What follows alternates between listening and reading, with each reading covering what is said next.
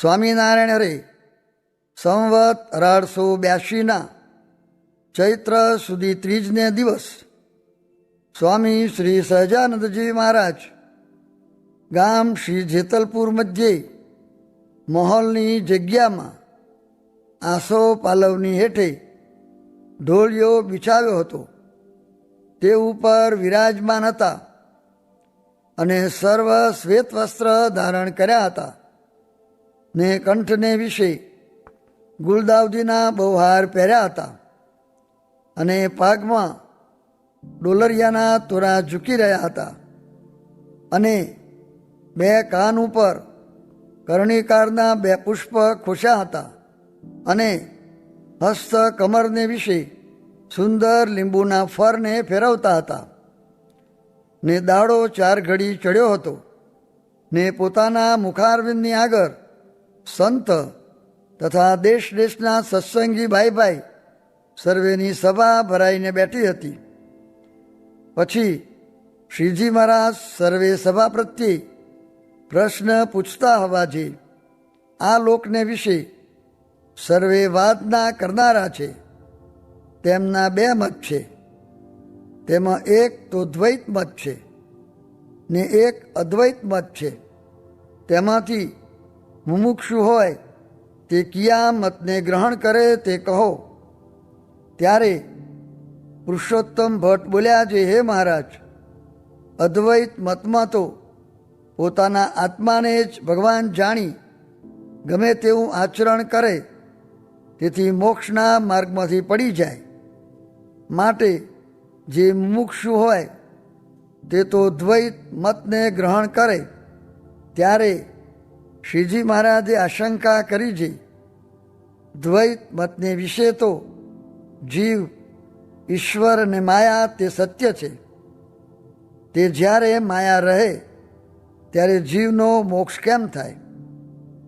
ત્યારે પુરુષોત્તમ ભટ્ટ બોલ્યા છે, શુભ કર્મ કરતા થકા મોક્ષ થાય. ત્યારે શ્રીજી મહારાજે વળી આશંકા કરી છે, નિવૃત્તિ અને પ્રવૃત્તિ એ 2 પ્રકારના જે કર્મ છે તે તો સુષુપ્તિરૂપ માયામાં લીન થઈ જાય છે. તે સુષુપ્તિ તો કેવી છે? તો જેમ લોકાલોક પર્વત ઉલ્લંઘવા કોઈ સમર્થ નથી, તેમ સુષુપ્તિને ઉલ્લંઘવાને જીવ કોઈ સમર્થ થતો નથી. તો તેથી પર સામ્યાવસ્થારૂપ માયા છે તે તો બહુ મોટી છે. તે તો કોઈ જીવથી ન ઉલ્લંઘાય. ત્યારે તે માયા તરવાનો ઉપાય એ છે જે જ્યારે સર્વ કર્મ અને માયા તેનો નાશ કરનારા ને માયાથી પર જે સાક્ષાત્કાર શ્રી પુરુષોત્તમ ભગવાન અથવા તે ભગવાનના મળેલ સંત તેમની જીવને પ્રાપ્તિ જ્યારે થાય છે ત્યારે તેમના આશ્રયથી માયા ઉલ્લંઘાય છે.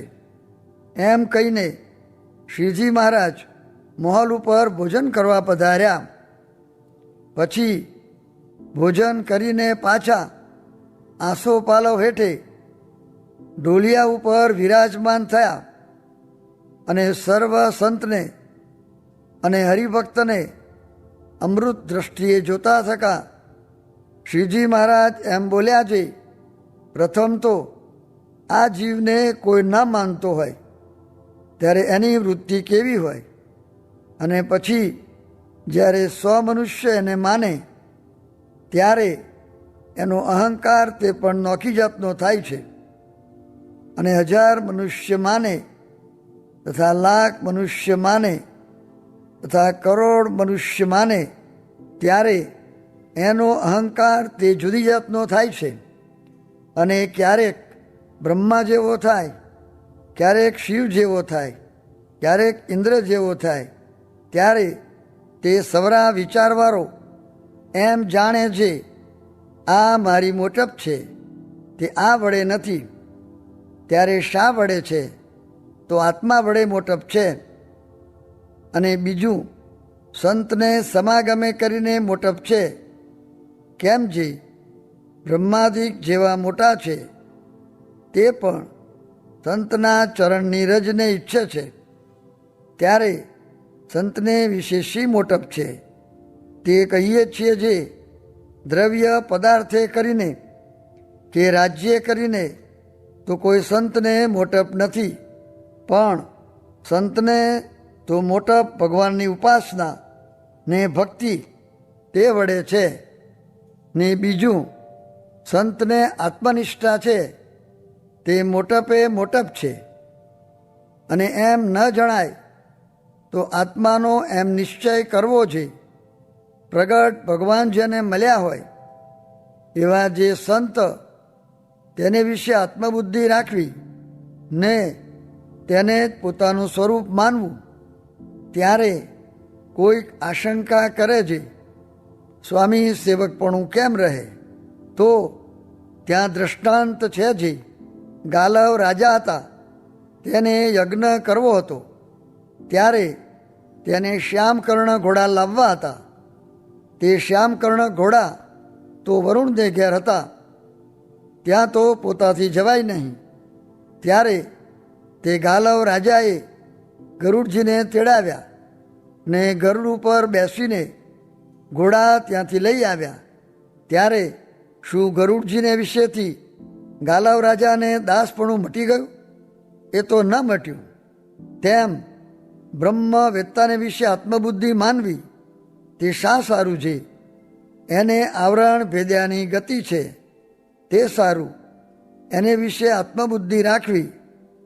પછી એમ કહ્યું છે, આ વાર્તા સર્વે રાખજો ને આ વાત સર્વેનું જીવન છે. ઇતિ વચનામૃતમ. એવી રીતે જેતલપુર પ્રકરણનું પહેલું વચનામૃત જે તે થયું. મોટા મોટા સર્વે સાધુ હોય અને શ્વેતદ્વીપ જેવું સ્થાનક હોય ને બ્રહ્માના કલ્પ પર્યંત આવરદા હોય ને સર્વેનો સંગ કરીને તેના ગુણ શીખે તો સત્સંગ થાય. ને વાસના પણ ત્યારે ટળે એવી છે. અને એ કહ્યા એ સર્વેના ગુણ એકને વિશે હોય એવાનો સંગ મળે તો સર્વે ગુણ આવે ને વાસના પણ ટળી જાય. તે સંગ આજ આપણને મળ્યો છે. સ્વામિનારાયણ હરે સ્વામીએ વાત કરી છે, લાકડાની ને લોઢાની બેડી કરતાં પણ સ્ત્રીધનની બેડી કઠણ છે ને મોટી છે.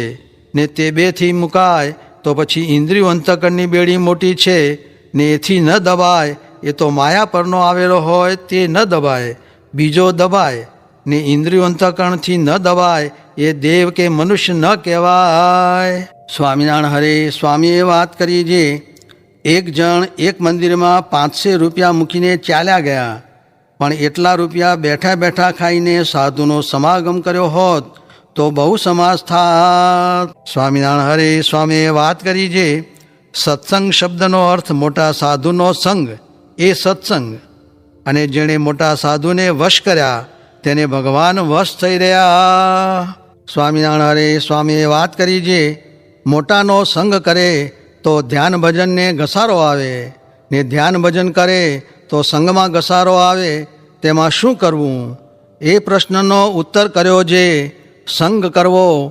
સંગ થશે તેમાંથી વિષય ટળવાના છે, પણ સંગ વિના વિષય કેમ ટળશે? સ્વામિનારાયણ હરે સ્વામીએ વાત કરી છે, આકુતિ ચીતી ચાપલ્ય રહિતા નિષ્પરિગ્રહા. એ 64 લક્ષણે યુક્ત જે સાધુ તેની સાથે જોડાવું એટલે એ એકમાં 64 આવી જાય. આપણને જાજુ સમજાય નહીં. સ્વામિનારાયણ હરે સ્વામીએ વાત કરી છે, સંવત 1921ના માક્ષર માસથી મહારાજ પાસે જવાની વૃત્તિ તણાય છે. તે તમને હમણાં તો જણાતું નથી, પણ ભાઈ હવે આવો જોગ નહીં રહે ને મહારાજ ભેળા રહ્યા છે તે પણ વાંસે રોશે. કાંજે આવી વાત કોણ કરે? કોઈ કરશે તો સુધી જન્મ મરણની કરશે. ને આ તો મનના ને ઇન્દ્રિયોના દોષ કહેવા તે એ કેને એની ખબર હોય? એના દોષ કોણે જોઈને ત્યાગ કર્યા છે? માટે આવો જોગ નહીં મળે. સ્વામિનારાયણ હરે સ્વામીએ વાત કરી છે, આ દેહ છે તે શ્રવણરૂપી કુહાડે કરીને ઘસાઈ જશે. માટે કથા કીર્તનાદિક શ્રવણ કર્યા જ કરવા. શ્રવણ સારું તો પૃથુરાજાએ 10,000 કાન માગ્યા ને પ્રથમનું 54મું વચનામૃત વંચાવીને બોલ્યા છે, ઓહો, આ વચનામૃત તો દિવસ બધો જાણે સાંભળ્યા કરીએ તો પણ તૃપ્ત ન થાઈએ. જુઓ ને, માહી મોક્ષનું દ્વાર જ બતાવી દીધું ને જ્ઞાન પણ બતાવી દીધું છે એમ કહીને 3 વાર વંચાવ્યું ને કહ્યું છે, જેના કર્મ ફૂટ્યા હોય તેને આ વાત ન સમજાય. તેને તો મૂળ મોટા પુરુષ એ જ શત્રુ જેવા જણાય છે. એ વિપરીત જ્ઞાન કહેવાય. માટે હવે તો સાધુને જ વળગી જાવું ને આવો સમો આવ્યો છે તો પણ ભગવાન પાસે કે મોટા સાધુ પાસે રહીને વાતું સાંભળે નહીં એવી જીવની અવળાઈ છે. ને આ ઘડી જો 1000 રૂપિયા ખર્ચવાનું કહે તો ખર્ચે પણ ઓલ્યું ન થાય. ને સ્ત્રી, છોકરો, હવેલીને વેપાર એ બધા તેમાં આડ્ય કરે. ને મહારાજ પાસે પણ એક જણે કહ્યું હતું જે રૂપિયા ખર્ચું પણ રહેવાય નહીં. એક અરજી ઠક્કર તે એને ગામથી આવીને ગઢડે ભગવાન સારું મહારાજ ભેળા રહ્યા, પણ આજ આ સાધુ પાસે કોઈ રહેતું નથી. પછી એમ બોલ્યા છે, જા ઘેર હરી કથા કીર્તન નહીં, સંત નહીં મિજમાના, તા ઘેર જમરા ડેરા દેવે, સાંજ પડે મસાણા. એમ છે પછી પસ્તાવો થશે, માટે ભગવાન ભજી લેવા. સ્વામિનારાયણ હરે. સ્વામીએ વાત કરી છે, માગસર માસમાં સ્વામીએ વાત કરી છે, અમે મહારાજની આજ્ઞા કોઈ દિવસ લોપી નથી ને લોપવીએ નથી. ને આ જુનેગઢ 500 સાધુમાંથી કોઈ આવતું નહોતું. પછી મુને કહ્યું ત્યારે હું આવ્યો. તે મુને શું થઈ ગયું? કાંઈ કોઈ દુઃખ આવ્યું નહીં. ને આ જૂનાગઢના તો મહારાજ જમાન થયા છે.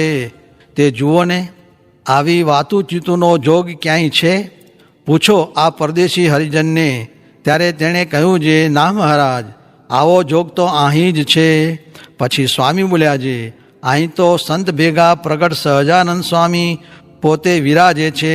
તેણે એમ છે, નીકર આમ કેમ રહે? સ્વામિનારાયણ હરે. સ્વામીએ વાત કરી છે, એક જણના મનમાં જે ધાર્યું હતું તે મેં જોઈને કહ્યું. ત્યારે સૌએ કહ્યું છે, તમે તો અંતર્જામી છો. તેનું નામ લીધું છે ઘનશ્યામદાસજી. તેમ સૌના અંતરનું જણાય છે એમ મર્મે બોલ્યા.